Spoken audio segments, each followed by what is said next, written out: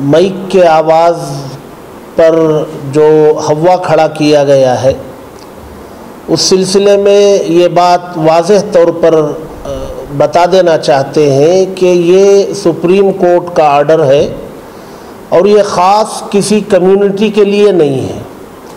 ये तमाम मज़ाहिब के मानने वालों के लिए और तमाम मज़ाहिब की इबादत गाहों के लिए ये आर्डर है।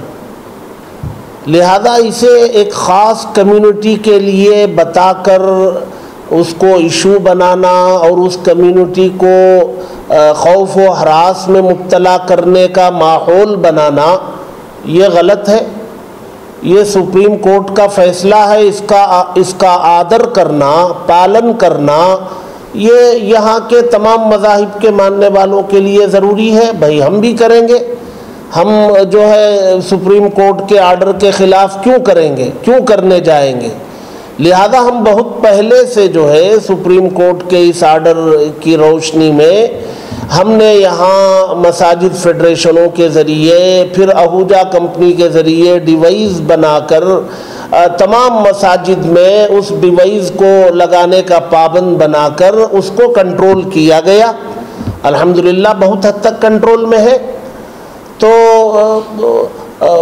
पुलिस को चाहिए या पोल्यूशन कंट्रोल बोर्ड को चाहिए कि वो इस पर जो है अमल कराने में नरम पहलू इख्तियार करे और संजीदा माहौल बना करके इक्का दुक्का कहीं हो तो उसको जो है कम्युनिटी के ज़िम्मेदारों तक ला करके उसको ठीक करने की फ़िक्र करे। कम्युनिटी का ताउन हमेशा से उनके साथ रहा है। माहौल ऐसा बना देना खौफ व हरास का, ये किसी हाल में ठीक नहीं है। ये जो आवाज़ कंट्रोल का मसला है वो ऐसा है कि इंडस्ट्रियल एरिया में जो है दिन में 75 डिजिबल, रात में 70 और कमर्शियल में दिन में 65, रात में 55, रेसिडेंशियल एरिया में 55 दिन में, रात में 45 और साइलेंस जोन में दिन में 50, रात में 40। ये सुप्रीम कोर्ट के आर्डर के मुताबिक है। अल्हम्दुलिल्लाह इस पर अमल हो रहा है और हम सब को इस सिलसिले में सुप्रीम कोर्ट के आर्डर का पालन करना चाहिए। सिर्फ हम लोगों को नहीं, तमाम कम्युनिटीज़ को। मसाजिद को पुलिस स्टेशन के तरफ से जब नोटिस जारी हुई कि सुप्रीम कोर्ट का ये आदेश है, ये आदेश का पालन नहीं हो रहा है, तो ऐसी सूरत में हज़रात उलमा और तंजीमों के सरबराहों ने मिलकर एक डिवाइस तैयार किया है जो कितने डिजिबल में होना है वहाँ लॉक कर देता है। मिसाल के तौर पे आंध्रा की जो बसेस आते हैं उसमें स्पीड कंट्रोल गवर्नर लगा हुआ होता है, वो जितना भी एक्सीलेटर दबाता है वो फास्ट नहीं जाती। तो इसी तरह ये साउंड कंट्रोल डिवाइस बनाया गया है जिसे में लॉक होता है कि सुबह के वक्त में ये, रात के वक्त में ये। तो इसकी वजह से ये परेशानियां नहीं आएंगी कि कोई जाके साउंड बढ़ा दिया, फिर उसके बाद आवाज़ तेज़ हो गई, फिर दूसरे मसाइल खड़े हो जाएंगे। इन सारे मसाइल से बचने के लिए जो डिवाइस तैयार किया गया है, मैं मसाजिद की कमेटियों से गुजारिश करना चाहूँगा, अगर उन तक ये बात नहीं पहुँची है तो वो आप इसे जितना जल्द हो सके उतना जल्द इसे लगाने की फ़िक्र करें। और हमारा एक नौजवान सबील है जो यूनाइटेड इलेक्ट्रॉनिक के नाम से उन्होंने इस कंपनी को बनाया है, तो उनका भी मैं नंबर इंशाअल्लाह आपके सामने आपकी स्क्रीन पर इसको जारी करवाएंगे, तो आप उनसे रब्ता करके जल्द अज जल्द इस डिवाइस को अपने अपने मसाजिद में लगाने की फ़िक्र फरमाएं। जी हाँ, इस डिवाइस को हम लगाने से पहले कमिश्नर ऑफिस में इसका डेमो दिया, फिर उसके बाद उन्होंने कहा कि डीजी ऑफिस में इसका एक डेमो दें, तो हमने डीजी ऑफिस में इसका डेमो किया।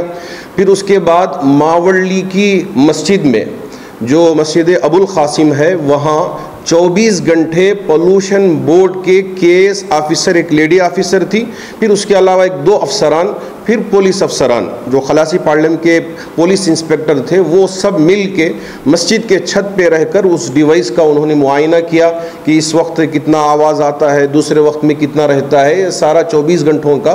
तो उसके बाद उन्होंने इत्मीनान ज़ाहिर किया कि वाक़ईतन ये डिवाइस काम कर रहा है, तो इसलिए हम आपसे गुजारिश करते हैं कि इस डिवाइस को लगा लें तो मसला हल हो जाए।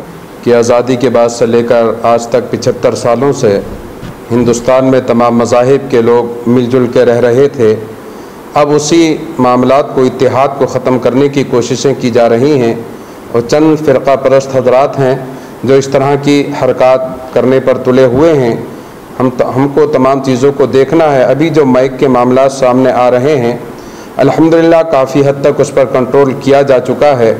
मैं बिलखुसूस अपनी रियासत कर्नाटक के तमाम मसाजिद के ज़िम्मेदारान से गुजारिश करूँगा कि अज़ान के अलावा सहरी का वक्त हो या फजर की नमाज के बाद, क्योंकि अभी जो अज़ान हो रही है 5 बजे या 5:05 पर या 2 मिनट पर अभी अज़ान हो रही है, 6 बजे से पहले माइक का इस्तेमाल करना सुप्रीम कोर्ट के एतबार से नहीं है।